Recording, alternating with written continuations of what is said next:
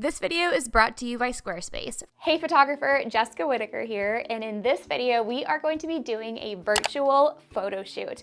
Now, I did my first FaceTime virtual photo shoot back in April, I believe, and when this video goes out, it will be June.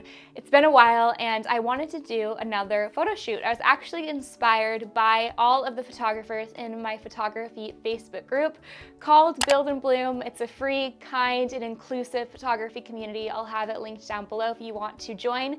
After that video went out, there were so many photographers doing virtual photo shoots. I wanted to do another round of it. This photo shoot is happening with my friend Zan Fiscum, who is a musician based in Seattle. Zan's Instagram will be linked down below. Be sure to go give her a follow. Before we go any further in the video, I want to thank our sponsor, Squarespace, for making it possible.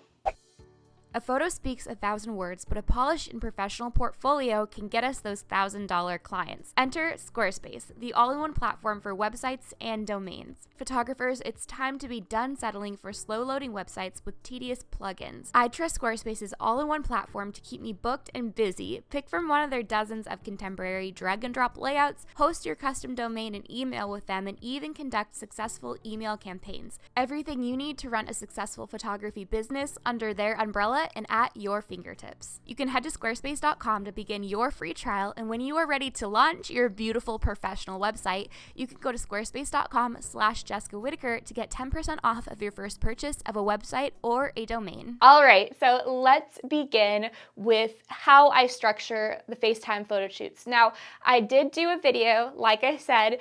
My first FaceTime photo shoot video goes more into detail on how I even capture the images. There's a way with iPhones, at least, that you can take a live photo versus just a screenshot that will remove your little, your collar box from the corner of the screen, so you don't have to work around those things. So for the instructions on how to do the FaceTime photo shoot, check out that video. It will be linked down below. One really important element is the overall styling of your subject. Regardless if you're going to go for something more conceptual or for something a little bit more simple, if you will, the styling is really key. So in the first FaceTime shoot that I did, the model Chelsea was wearing a very loud pattern, a white and red checker print. She also had a green hair scarf in, so green and red are complementary colors. So we had a really cohesive color palette. She had a red lip.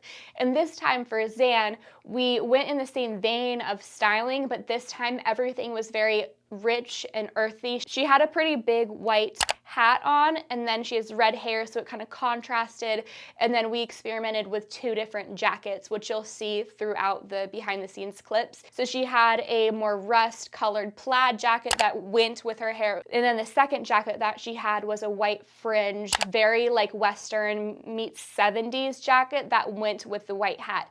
So those two elements, whether it was the monochromatic matching jacket to her hair or the white hat and white jacket, were very intentional styling elements to add a bit of interest to the photo. You don't necessarily want your model to wear a t-shirt and jeans or a blouse and jeans like they might in maybe a typical senior portrait shoot. You really want to choose your color palette and stick with that throughout the whole image. So the background, you would want to also reflect the color palette. Another important element in the styling is the background, the environment. You want that to tie into their outfit. So with Zan, we had a very moody earth tones. We did a piano in the first set of images, which was a wooden piano, and then in the second set was a antique red Victorian-esque couch with dark wood around it. And so all of the colors and the tones and even just the fabrics and the materials, so from the velvet fabric of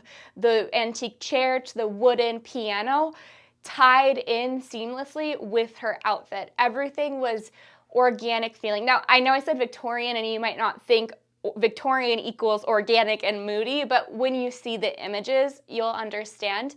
You want your setting to tie in and match the outfit to create an overall feel and to kind of move your image further. When it comes to FaceTime photo shoots, I don't think it's the best route to go. Simple jeans, t-shirt, maybe a sheet or a simple background.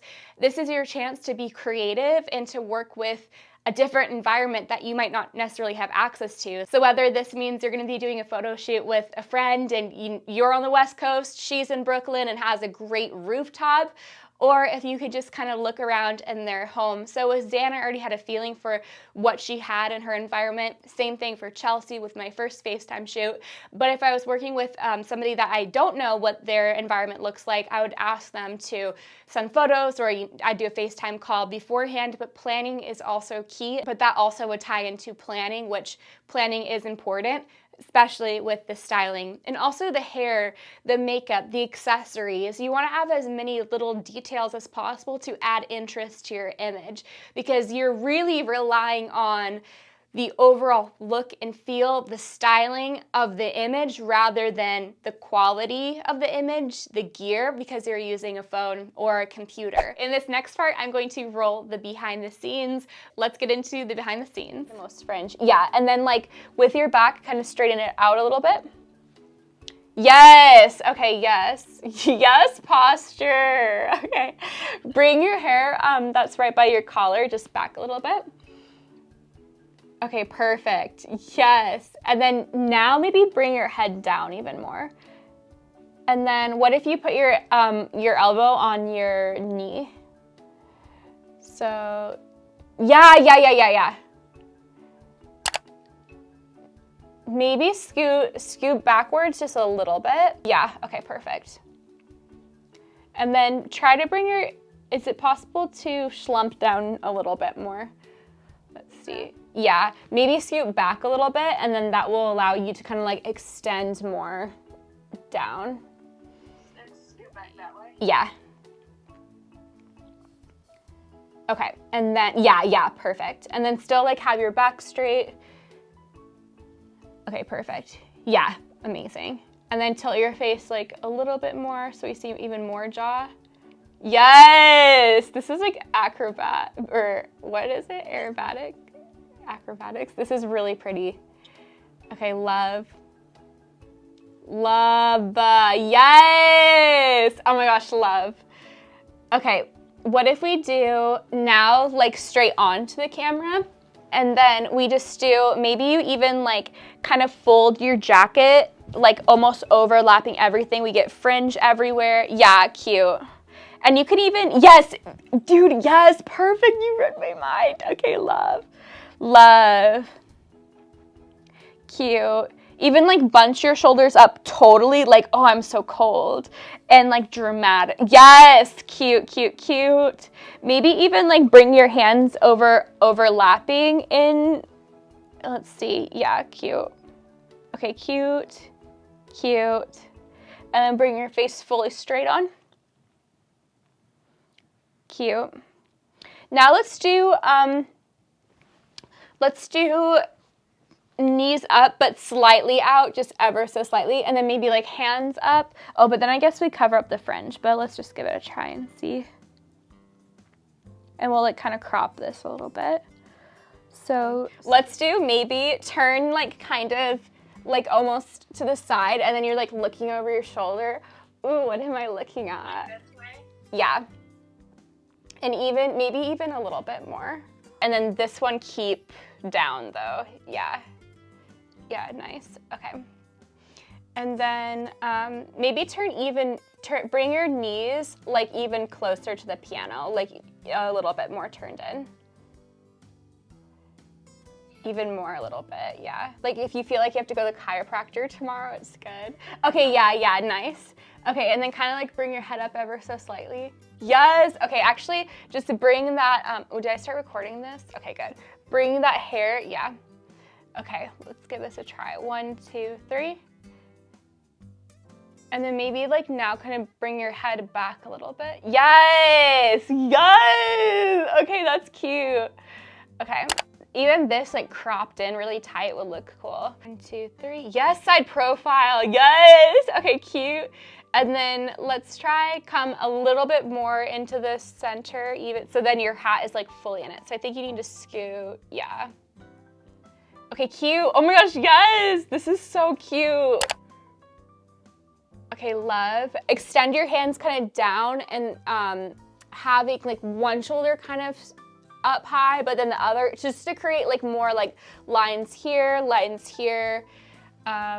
and almost like you're stretching. You know, before you play the piano and you have to stretch out your fingers and everything? Okay, cute. Cute. And now maybe even, so like bring your hands to be more on this side now fully. Yeah, perfect. And then like now actually stretch the ligaments. Okay, cute. And like tilt your head this way.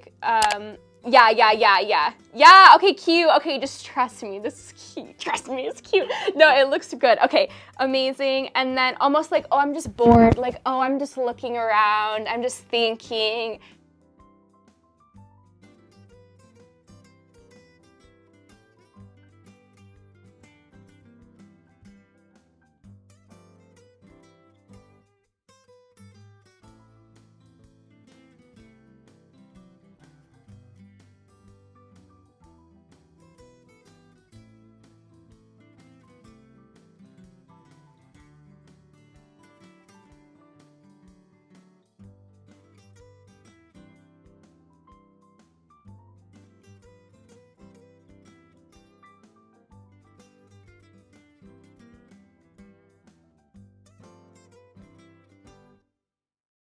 If you end up doing a virtual photo shoot, I want to see what you create. And you don't have to have access to an iPhone or FaceTime to do this. You can do it over Skype, Google Hangouts. You can do it over Zoom. And you can also do it on your computer. You could keep the screenshots in and all of the little call buttons, or you can just make it more of a traditional portrait. You can get as creative as you want. There's no rules. This is just a fun way to get creative out of the box and also to practice your communication skills and posing, directing skills. So whatever you create, I want to see it. Post it in the Build and Bloom Photography Facebook group. It'll be linked down below. And if you enjoy these videos, be sure to hit subscribe and turn on the bell to be notified when a new tutorial for you and your business comes out, because I am here every single week teaching photography in a practical way, both digital and film photography. You can also find me over on Instagram at Jessica Whitaker for daily tips, tools, and resources. And I also have my photography business podcast called Build and Bloom, available on your preferred platform. And if you want to take it one step further, I also have my online photography workshop where I teach you in 6.5 hours how to start and scale a photography business in your own backyard, regardless if you want to do this as your full-time job or if you want to keep it part-time.